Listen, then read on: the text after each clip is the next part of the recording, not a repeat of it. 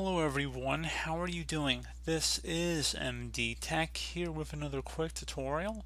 In today's tutorial, I'm going to show you guys how to resolve if your DNS server is not responding error you're experiencing on your Windows device, regardless of what browser you're using.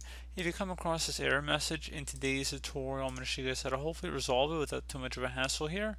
And we're going to go ahead and jump straight into it. And we're going to start off by opening up the Start menu. Type in Control Panel.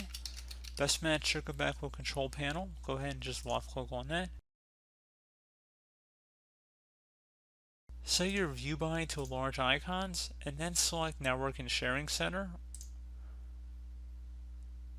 Select whatever your internet connection type is under here. Should be a hyperlink, so go ahead and left click on that and then select Properties.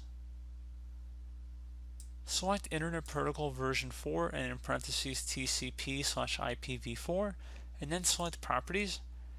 Select where it says use the following DNS server address and type in here in the preferred DNS server you want to type in 8 followed by an 888, so you want to have them all evenly spaced out here.